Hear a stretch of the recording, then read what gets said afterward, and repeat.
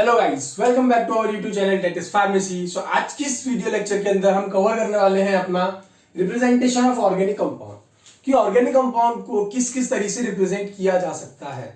अगर आपने हमारी पुरानी वीडियोस लेक्चर नहीं देखी है तो प्लीज चैनल पर विजिट कीजिए।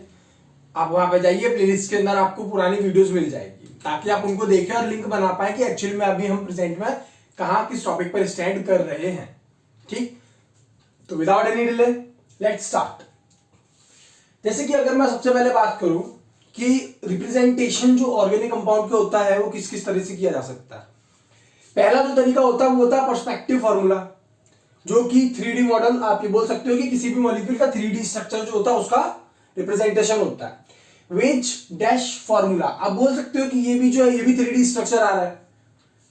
और ये जो आप देख रहे हो फिशर फार्मूला, फिशर फार्मूला की खासियत ये है कि ये आप 3D में नहीं ना 4D जो भी जितने भी डायमेंशन उनमें नहीं करोगे, आप सिंपल सा आप करोगे 2D। मतलब कि इस 2D के अंदर आप जितने भी मॉलिक्यूल लेंगे वो सारे के सारे मॉलिक्यूल्स आपको प्लेन जो पेपर होता है, पेपर जो होता है प्लेन, मतलब प्लेन ऑफ पेपर जो होता है, प्लेन ऑफ सिमेट्री जो होती है उस पर आपको रखना पड़ेगा। मतलब जैसे ये प्लेन है ना, इस प्लेन में है तो एक ही प्लेन में आपको सारे आइटम्स रखने पड़ेंगे। और 3D में क्या करना रहेगा कि एक्स वाई जेड तीनों एक्सेस देखनी रहेगी, तो प्लेन में तो रहेंगे मॉलिक्यूल्स, जरूरी नहीं कि वो प्लेन में रहे, हो सकता है वो प्लेन के अंदर भी हो, प्लेन के बाहर भी हो। तो इस तरह के मॉलिक्यूल्स रहेंगे तो वो कहलाएंगे आपके 3D स्ट्रक्चर।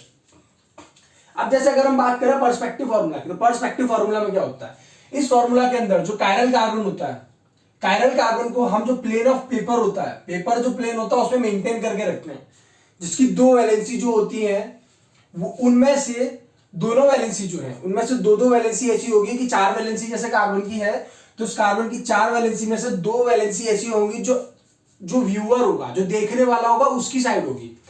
लाइक जैसे कि आप देख रहे हैं कि जो व्यूअर की तरफ होता है वो होता है सॉलिड लाइन से, और जो व्यूअर से अलग जाता है वो होता है डैश लाइन से। मतलब कि जो सॉलिड लाइन देख रहे हैं ना, अगर आप इसको इमेजिन कर पाए तो जैसे ये बोर्ड है, बोर्ड पे कार्बन एटम रखा हुआ है, ये जो दो आपके जो ग्रुप है CH और CH2OH ये बोर्ड के पीछे जाएंगे कुछ इस तरह से। जैसे कि ये सेंटर में कार्बन है, मान लीजिए सेंटर में कार्बन है तो एक पीछे बोर्ड के इस तरह से जाएंगे, ये दो दो एटम इस तरह से जाएंगे CH2 और COH, और बाकी के जो दो हैं वो प्लेन में आगे की तरफ आएंगे।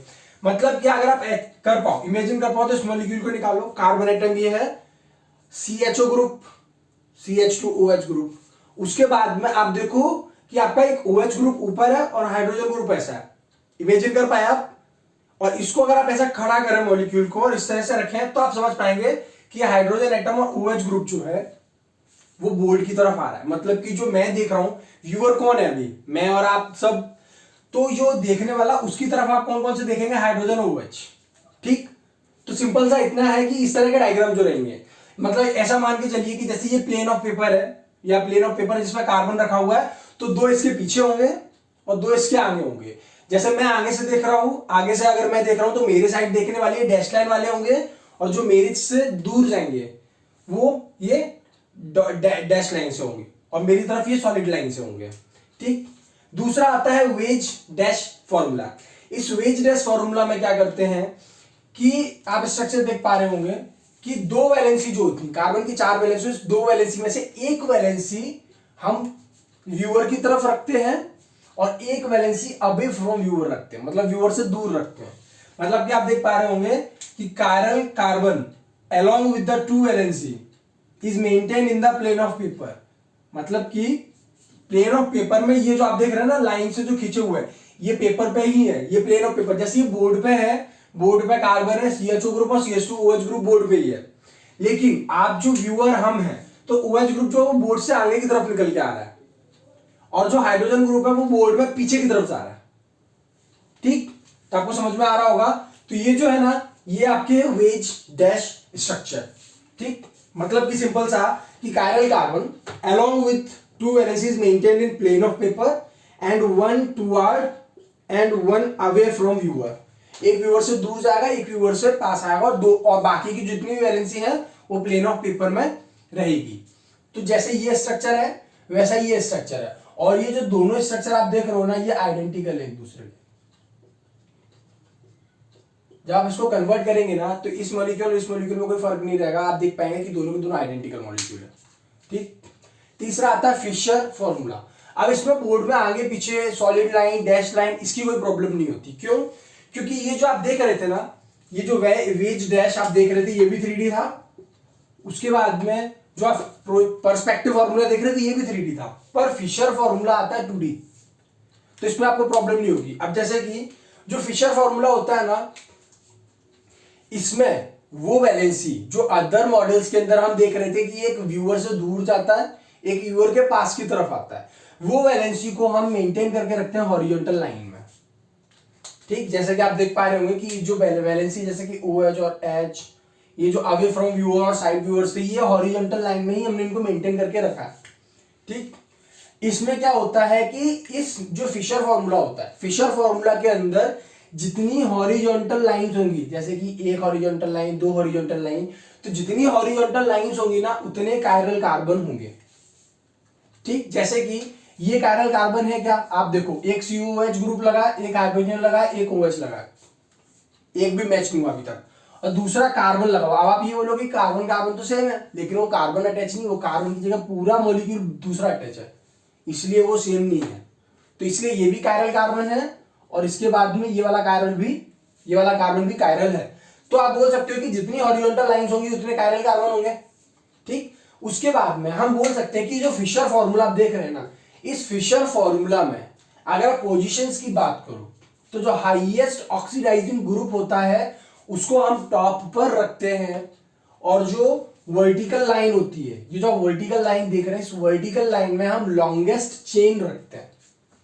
ठीक, जैसे कि अगर आप ये नहीं समझ पा रहे हैं तो दूसरा एग्जांपल बताता हूं कि जैसे कि CH2OH HOH, इसमें आप देख पा रहे होंगे कि हाईएस्ट ऑक्सीडाइजिंग ग्रुप जो है वो सबसे टॉप पर है, और जो सबसे लंबी कार्बन चेन है, सबसे लॉन्गेस्ट चेन जो है वो वर्टिकल लाइन में आपको दिख रही होगी।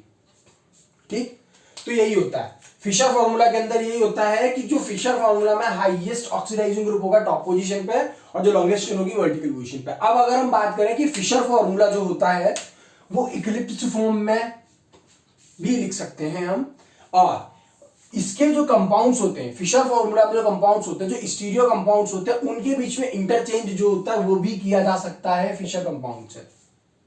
फिशर कंपाउंड का जो फॉर्मूला है 2D, या 2D स्ट्रक्चर देख रहे हैं, 2D स्ट्रक्चर को मैंने इक्लिप्स फॉर्म में भी लिख दिया। आप ये देख पा रहे होंगे कि इक्लिप्स फॉर्म दिख रहा होगा आपको, ये आप मिटा दीजिए, होच-पोच ना हो जाए, इसलिए आप देख पा रहे होंगे कि ये इक्लिप्स फॉर्म है। अब इक्लिप्स फॉर्म और स्टैगर्ड फॉर्म क्या होता है आपको बताता हूं 2 मिनट के लिए, कि जैसे कि इक्लिप्स फॉर्म जब देखोगे आप, तो अगर इसमें थोड़ा इमेजिनेशन ज्यादा लगेगा, आपको इमेजिन करना पड़ेगा। जैसे इस मॉलिक्यूल को अगर बाहर निकालूंगा, तो आप देख पा रहे होंगे कि ये मॉलिक्यूल जो है बॉटम में, इसमें COOH ग्रुप लगा हुआ है, तो इस बॉटम के सामने दूसरा COOH ग्रुप लगा हुआ है। ठीक, जैसे कि अगर मैं कार्बन की काउंटिंग करूं, तो जैसे देखिए ये पहला कार्बन, ये दूसरा, ये तीसरा, ये चौथा, तो आप देख पा रहे होंगे पहला कार्बन ये COH, दूसरा ये, तीसरा ये, चौथा ये, मतलब फर्स्ट और 4 कार्बन जो वो आमने सामने लगे हुए हैं। इट मींस जैसे कि मैंने यहाँ पर रेड पेन से किया है, हाईलाइट किया, तो ये जो 2 है ये एकदम आमने सामने, ये दिखाने के लिए मैंने साइड में बनाया, पर ये इसके जस्ट पीछे, तो इनके बीच में जो एंगल होगा, जब सामने से आप देखोगे तो इनके बीच का जो एंगल दिखेगा वो 0 डिग्री होगा, तो उस फॉर्म को बोलते हैं इक्लिप्स फॉर्म। स्टैगर्ड फॉर्म में वही जो रोटेशन होता है, जब इसको रोटेट अगर हम कर दें, इस तरह से मॉलिक्यूल रखा, हमने इस तरह से रोटेट कर दिया उसको, और इस वाले हाइड्रोजन जो हाईलाइटेड फॉर्म है, जिनको हम एक्चुअली में देख रहे हैं, उनके बीच में अगर मैं 60 डिग्री का एंगल बना दूं, तो that is staggered form. I hope आपको समझ में आया होगा। तो अगर आपको मेरी वीडियो पसंद आई हो तो प्लीज लाइक शेयर सब्सक्राइब करना ना भूलें, और अगर आप चैनल पर नए हैं तो प्लीज जो बेल आइकन का बटन आपको दिख रहा है उसको प्रेस कर दीजिए, नोटिफिकेशन ऑन कर दीजिए, ताकि आपको नया नया कंटेंट, इसी तरह से अच्छा कंटेंट आपको प्रोवाइड कर सकें। मिलते हैं आप लोगों से नए वीडियो लेक्चर के अंदर, तब तक के लिए stay safe, stay happy, see you guys again.